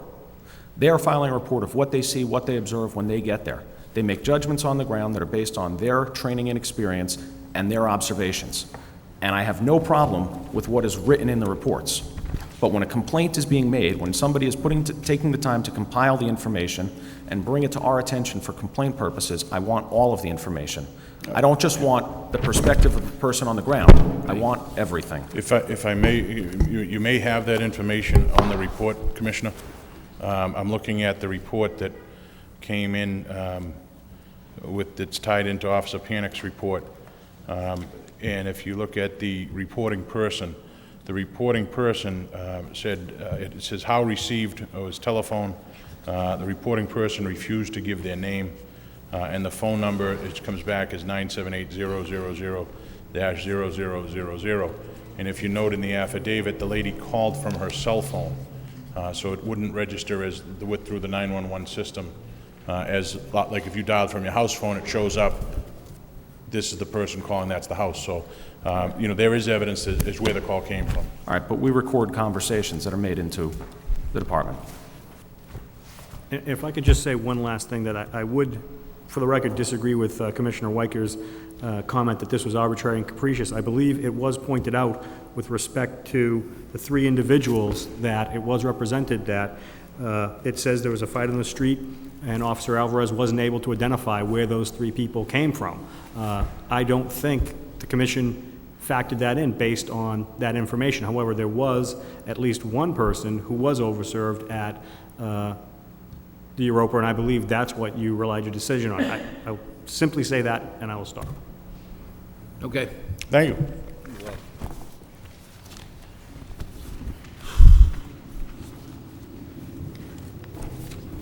Next on the agenda.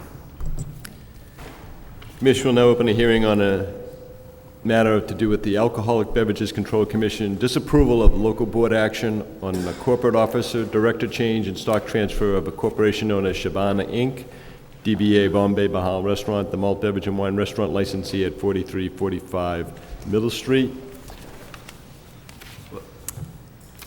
Introduce yourself for the record. Hi. Yeah, Nagpuria. Yeah. AM Nagpuria, Bombay Mahal, 45 Middle Street. I'm his wife, Shabana.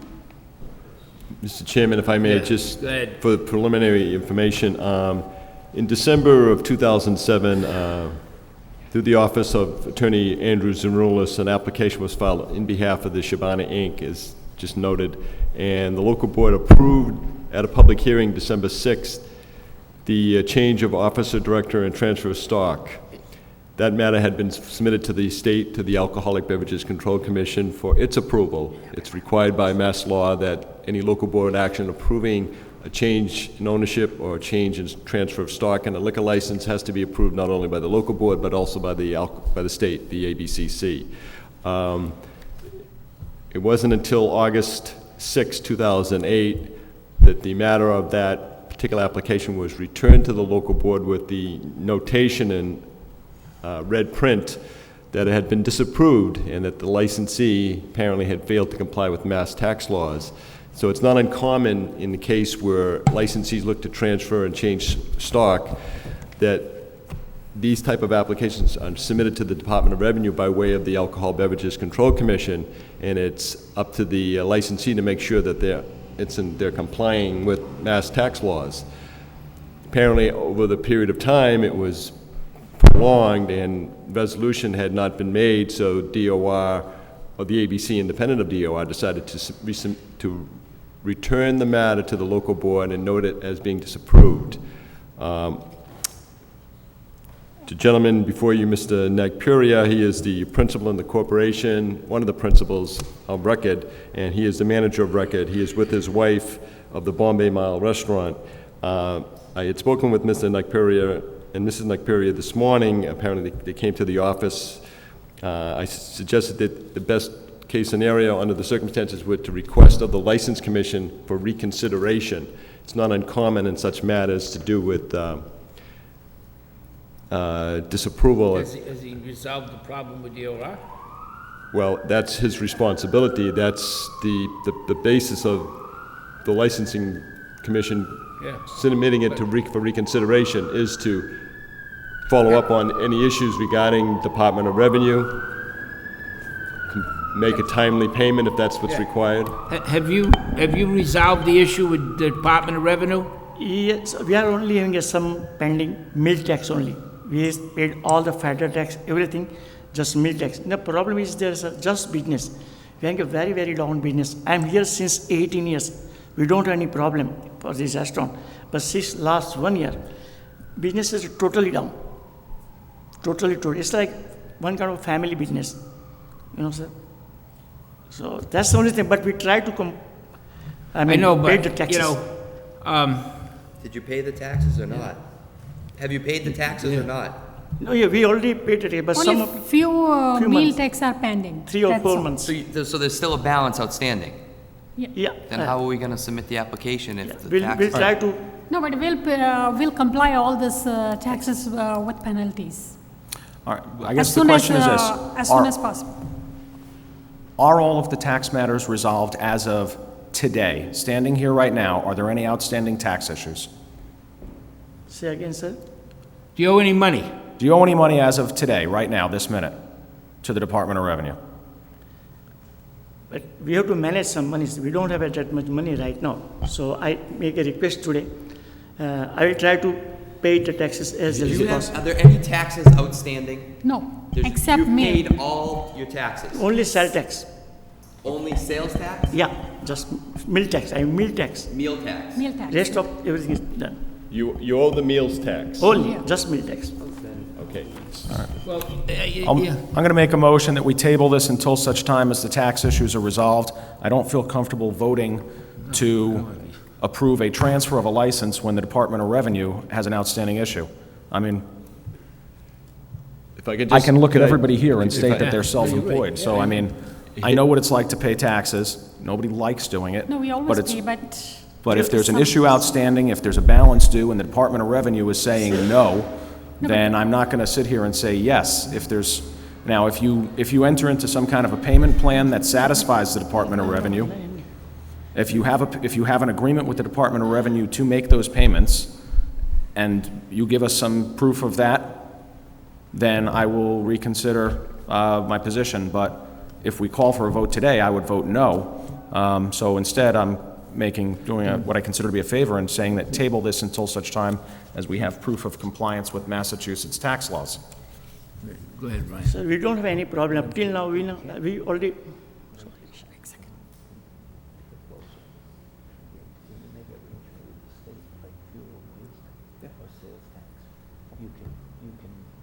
And they're selling your business. Yeah, and again, if we get something that says that they can do it, yeah. Okay. All right. Well, my question was, if you're going to sell the business, you want to transfer the light, you can make. I think the description was that it's an intra-family transfer. It's being transferred from members of the family to a single member of the family, correct? Yeah, but no money's changing hands? No. Okay, well then. Oh, then you're.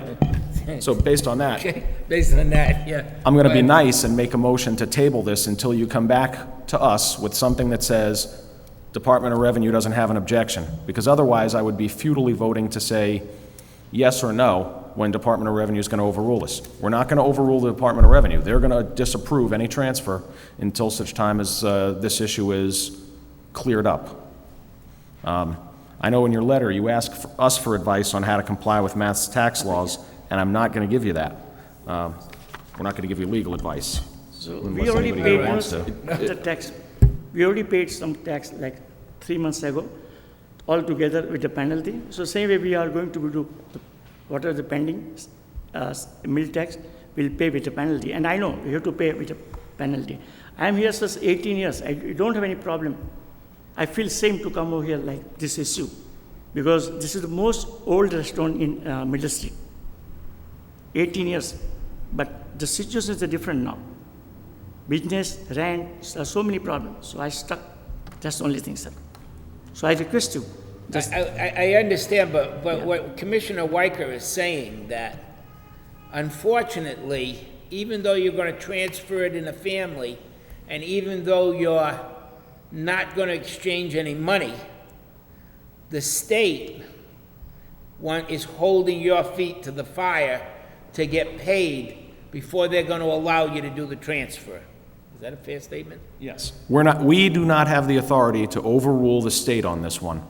Until the state gives you something saying that that tax issue is cleared up, we cannot say, go ahead and do the transfer, and we can't approve the license issue.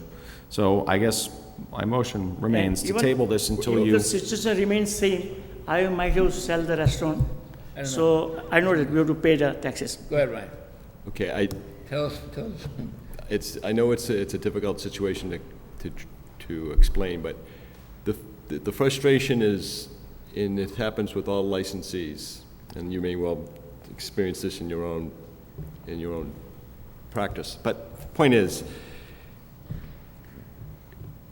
the couple here, we can only presume, or at least I would suggest the commission only presume that they are going to make a good faith effort to do what they have to do with the Department of Revenue, and they have to do it in a very timely manner. However, the fact that the local board had already given its approval on the request last December, and standard operating procedure is that the ABC then approve what the local board has already approved. But the black hole that exists in these situations is the Department of Revenue. Even the state liquor board, the ABC, doesn't know what happens when such matters are referred to them for tax issues, and that's by state law. Now, the Department of Revenue has to be pursued diligently. You have to go after the Department of Revenue morning, noon, and night, because they only have so many investigators that will do the type of work to make sure that corporations like yours are complying with tax law. And you have to keep after them to make sure they got the payment. If they want a bank check, you send them a bank check. You need to follow up with that bank check to make sure the person who is to receive it, the investigator, has it and then makes the proper deposit, so that it clears up the corporation for its outstanding meals tax and liquor tax. It has to be done with you have to act quickly. Yes. You can't just think about it and say, well, maybe when I get more money in the restaurant from next week's sales. It has to be done immediately. So all the commission is being asked to do right now is to send it back to Boston, to the ABCC, as under reconsideration, for reconsideration. It now goes to the ABC. The ABC says, okay, they send it over to DOR.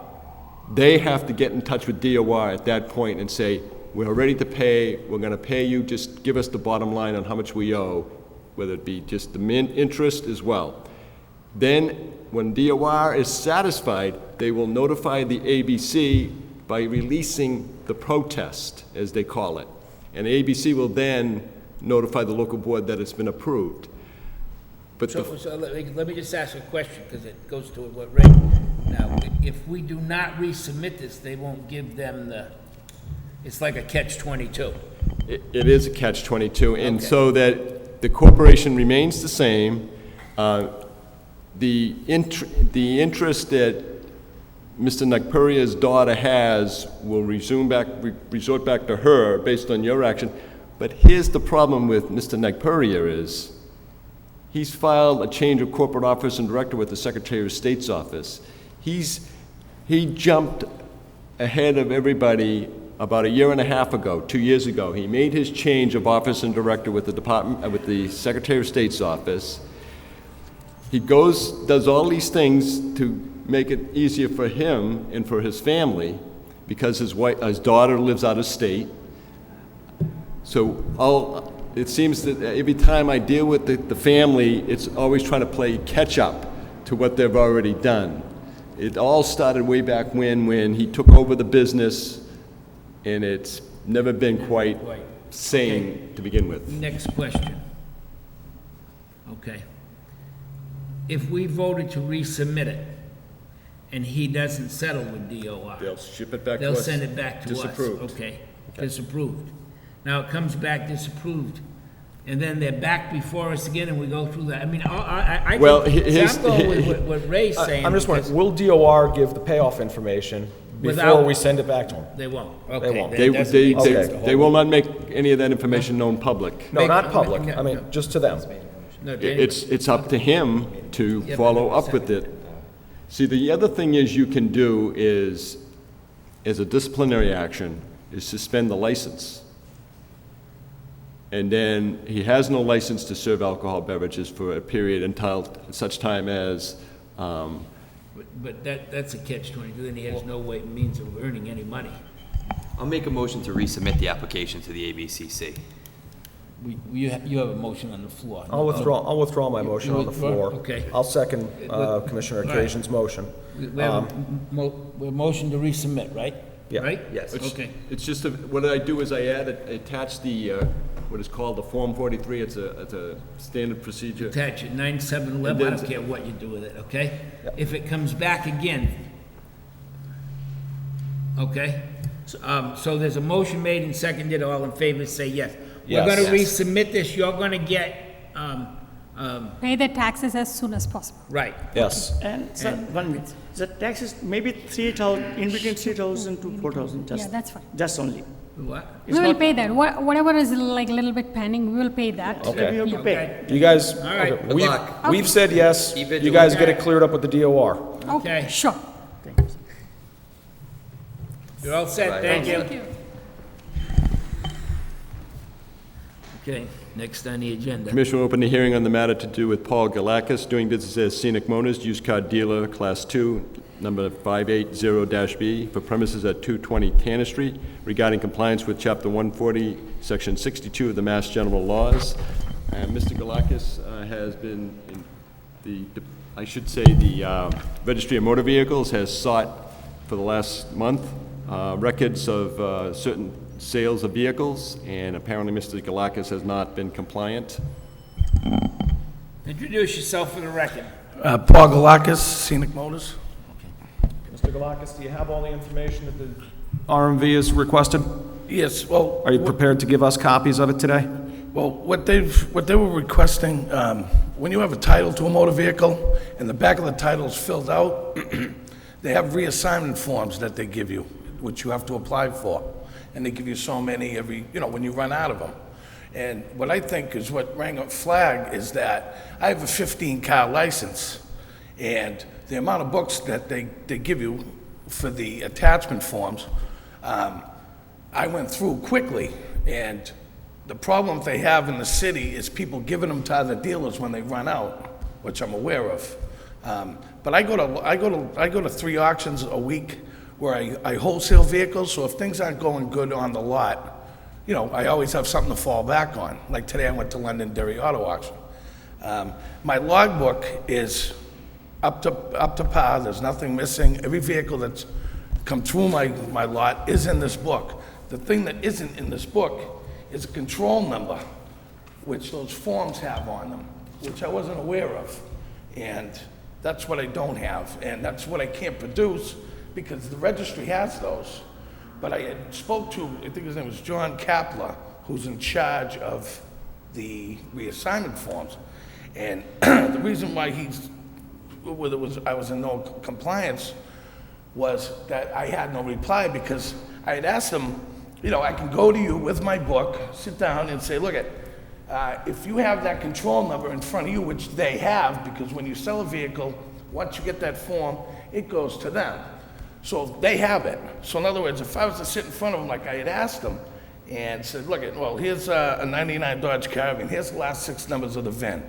And you give me a name and a VIN number, and I'll tell you exactly who it went to, where it came from, and everything else. The only thing I couldn't comply with was the control number, which is on what you're supposed to record, which is a mistake on my part.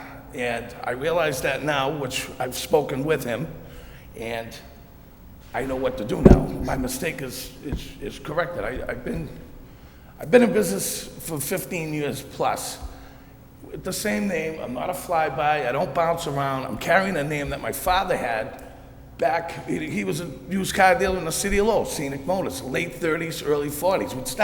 It's a family name, so I'm not in for any negligence. Okay, bottom line, tell us how you're gonna get around I have the reassignments, the leftover, the ones that haven't been used yet, and I know now that you have to put that control number in the top left of the reassignments in the book. That was my mistake. Okay, but how are you gonna get by for all the numbers that you haven't put in the book? They have them. Well, I do, but I mean, obviously. How are you gonna get How them? are you gonna get them? I mean, we don't want, if we're gonna sit here and let, give you the, grace of God, go forth, you haven't resolved your problem. Have you gone to the registry and said, can I copy these numbers so I can put them in my book? Or how are you going to resolve that issue? That's what I'll do. I'll have to set up an appointment with John Kapler, which is the guy in charge of those reassignments, and sit down with him. And I'd asked him to do that, and and he kept asking me. There was no communication between him and I over the phone. And I says, well, how about if I come down? Like I said to you guys, if I come down and I'll sit down with you and you can, we can go through my books, all the information, which I have, which is all recorded. My logbook is completely recorded, and match up the control. How long is it gonna take you to do this? Can you get it done within a month? I'd have to call him and see it's not up to me, it's up to them as far as getting a hold of him and putting the control numbers in. Yeah. Well, if I could just say one thing, as you know, when notice of hearing was sent to you and you received the communications that the License Commission office and the License Commission had reviewed at the last meeting with Mr. Kapler. Mr. Kapler is putting you on the hot seat with the License Commission. Okay. He's the one that brought to our attention whatever you're not doing. So somehow you have not made sufficient communication with Contact with Kapler. him. Yes, I understand. And he started this with the License Commission. Okay. You have a copy of this letter he sent us? Yes, I do. Yeah. All right, where it Okay. says It that has on- his number on where it, it says and- that on June 17th, they contacted you asking for this information by July 31st? Yes. I have it, That and I did that there was no contact. response? I did contact him by telephone. Yeah, but that doesn't solve the problem, I'm not I don't know that, look, whoa, you're in business. I'm sorry, yes, You're sir. in business. I understand. You send a certified letter, return receipt requested. So you got something to prove that you responded. Okay. This is your livelihood. Yes, it is, sir. It's getting caught up in the bureaucracy, okay? Yes, sir. And we're not gonna have you in here every month checking on you, I'll No, tell I you that don't- right now. I know Okay, that. so, can you resolve it in 60 days? I can, if it's okay with him, I'm gonna call him tomorrow morning and see if I can make an appointment, and I'll And you're gonna what? go to Boston and resolve it and get Let me ask, everything. Mr. Galakis, do you rent at the location that you're at, or do you own it? Yes, sir, I rent. I can resolve this within 60 days. Well, I'm concerned because if I'm reading the letter, this problem is going back to February 2006, August 2007, June 2007, August 2007,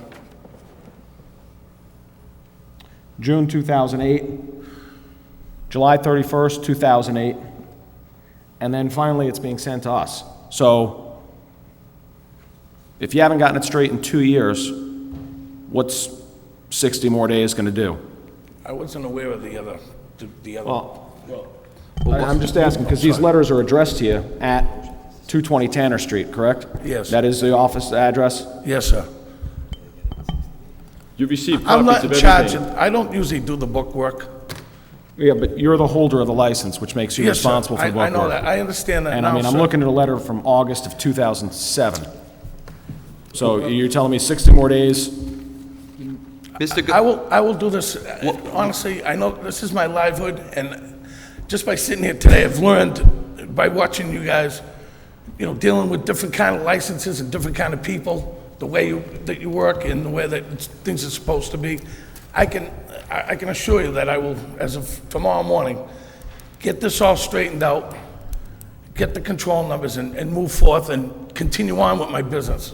I mean, I've never been in front of the board. I've never had a problem. Could we have him produce the letter by that November 6th meeting? And if he doesn't produce a letter from the Registry of Motor Vehicles saying that he's in complete compliance, we'll take a vote to suspend his license. I'm in agreement with that, and I'll be 60 days honest. to get it, or else your license is gone. Okay. Yes, sir. Yeah, I'll second that motion. Motion made and seconded, all in favor, say yes. Yes. And I will put on the record that if we suspend the license at that address, I will be opposed to granting a new license at that address for anybody or a sale of the business. No, I wouldn't So, do I mean, that. I don't want to see any, I don't games play like that. I've been there. All right. I've been there You a know, long and time. the thing I'm saying, you're saying, well, I'm gonna call him, but I would follow it up with a certified letter, and I'd mail a copy back to myself. I'm gonna So go in that person. I'd have proof. You know, you can go in there and say, I'm gonna go in person. God only knows how many people he meets in a day. Right. You should go see him. Keep But accurate you need to records. keep really good records of how you're following through on this. So if something happens in November, you don't have that letter that we need, you better have one hell of a case to prove to us that you jumped through every hoop in the country trying to get those numbers, okay? Yes, sir. All right. May I ask a question, please?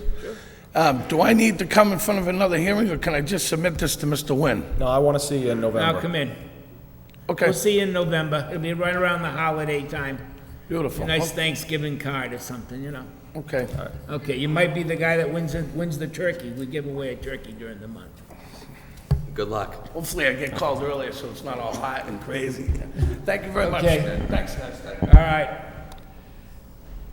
Mr. Commissioner, we have an application for a beer and wine package store license for 207 University Avenue. It's a corporation known as DNY Corp., DBA Jerry's Food Store Number 2. Bhupendra Patel, President. There will be a legal notice published in tomorrow's paper, Lowell Sun, September 5th, and a hearing to be held for September the 18th at 3 o'clock. Abutters to be notified in any church, school, or hospital within 500 feet. Lastly, we have a communication that was just received by the office from a Christine Blackstone and Grant Brown, owners and residents of 160 Merrimack Street, Unit D, and also Roger Boggs, owner and resident of Unit C at 160 Merrimack Street, regarding noise complaints registered with Lowell Police about the restaurant known as Under Impact Pub and Lounge at 160 Merrimack Street, Unit A. That's in the basement. If you wish to speak? Yep. Come right up, identify yourself, please. And, first of all, let me say we thank you for being so patient. It's been a long afternoon, huh? It has, hasn't it? I'm Christine Blackstone, I'm Grant Brown. and we live above the under impact and have been calling in regular noise complaints to the police department. We wanted Okay. to bring it to your attention that, we've been creating this record of complaints, and we wanted to bring it to your attention that there is such a long record. Okay, and the noise, you say you bought a meter? A decibel meter? I commend you. That's That's very good tremendous. thinking. Unbelievable. Radio Shack, $40. Very good.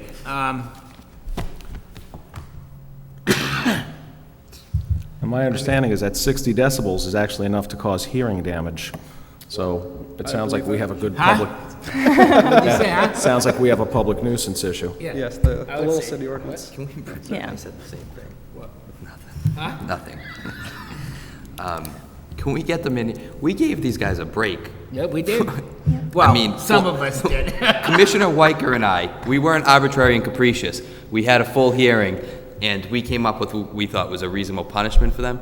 But obviously, within the last month, has this noise? This has been continual, Okay. you know, and we've been calling in, during the last month and before. Let me ask, are there nights that are worse than others? Yes. Okay. I would say Thursday, oh, I'm sorry, I'm buzzing. I really wouldn't go, I mean, you have the nature of their complaint, you've talked about it. The next thing would be what Make a action, motion if to bring 'em anything, in. to take. I'll make a motion to bring in the managers of the under impact. Is that with a 14-day notice for potential rollbacks as well? Sure. All right, I'll second that motion. Motion made and seconded, all in favor, say yes. Yes. Yes, okay? All right. So if you wait 1 second, the secretary will give you the day of the hearing. Well, unfortunately, if you did it for September the 18th, We'd have to to publish get the it notice today. out tomorrow would be the 5th. It's not quite, we don't quite meet the minimum of 14 days' notice for possible consideration of a decrease in operating hours. The thing is that the nature of obviously the couple before you and also another resident in the same building, it's about noise. And they have an entertainment license for live music, disc jockey, and jukebox. So if there is, certainly if you can, if to hold the hearing as soon as September 18th and not consider a decrease in hours under the circumstance, but just for the fact of the entertainment license where it could be theoretically suspended or revoked, for discussion's sake, I should say. Otherwise, the only possibility would be to hold the hearing on October the 2nd if it's followed the schedule we have. Well, I think sooner is better than this one, so why don't we put it on for the 18th to consider, Well, do we or have at to least... give them that time, just for the... We don't need to give the 14 days notice by statute except for alcohol licenses, correct? Correct. Okay. Get them in the next meeting. The 18th. Yeah. Get them in the very next meeting. Withdraw that previous motion. Okay, and, I mean, if you still want to put it on for an alcohol one for the 2nd, I'll second that as well. We don't have any allegations of any alcohol violations. All right. And I would just ask that in the meantime, maybe if I requested information, maybe if the police department could send an extra, patrol by there or two on these Thursdays or whatever nights that we seem to be having the biggest problem. And, if the place is not complying or if it's creating a nuisance and they don't turn it down, that's a call that can be made on the scene. That's for the 18th? But there would be no consideration of a decrease in hours? No. We're gonna go talk to them about their amusement license. And also just want you to be aware that any notice sent to the licensee would include a copy of your communication that I received yesterday. Have you gone down and talked to them? Oh, certainly. On numerous occasions, Yes. they've asked that we direct all complaints to the police department and not interrupt their business hours ourselves. Really? Okay. They tell you to call the police? Yes, they And did. can we get the police department to get us a copy of the phone calls that have been made in, or at least do some background into that? Because I would like to, if we've got these, Yes, we can provide those records. I did check today when I saw this letter, and I'm sorry to say that I found that we did receive 15 calls since July 15. 1st. Okay, That address yeah. for loud music. Okay. So, okay, then we're good on Going it. along with, just so that we all understand each other, okay? We appreciate you writing the letter. We're proud that you write, we're even prouder of the fact that you bought a meter, okay? And I mean that, it's like, wow. I've said that to people so many times. Why don't you buy, how much did the meter cost if I can't? $40. 40 bucks, Yeah. okay. Good investment. I don't know, like, do you folks have like an association in the building? Or Yes, we do. You do, okay. It's important that you tell them about the meeting. All of these folks earlier this evening were here for a different reason. They thought we were having a hearing today. And they all showed up for it. And that's the way we can get things done, is we can only get things done with a spirit of cooperation. So I commend you for being here, I commend you for writing the letter, and we'll see you on the 18th. Thank you for your Do time, you know gentlemen. what time the meeting will be on the 18th, or will that be published? 3 o'clock? 3 o'clock. Thank you. If you call him up, you'll put you first on the agenda and get you. Yes. You earned it today. Can I ask indulgence of the commission for a minute? I'm Stephen Green. I reside at 181 Market Street, and I'm a vice president of the Neighborhood Association. And numerous other people have complained about the noise to the point that people sitting at Cafe Paradiso have had trouble talking because of noise emanating from the under impact. And this is a relatively recent phenomenon in the sense of the new operators of the establishment. And I just wanted to make sure that in addition to the complaints that you've received today, that there's been verbal complaints communicated to me and to Kathleen Marks. All right, we've got the complaint, we've got it on record, we're going to send the notice out. There'll be a public hearing, or opportunity for public hearing on the 18th. You know, people should, you know, that's all we can do is if you know, okay. Thank you. Thank you. Thanks very much. Have a nice day. Anything else? Well, just to point out that this will precede anything to do with any other licensee as far as complaints that we make here on the 18th. Okay. Okay. That'd be great. Yeah. Okay. Mr. Solicitor, anything? No. Nothing further, Mr. Chairman. Nothing. Anybody got anything they want to bring up? I'd entertain a motion to adjourn. I'll make a motion to adjourn. Second. Motion made and seconded. We're adjourned. All in favor, say yes. Yes. Yes. Okay.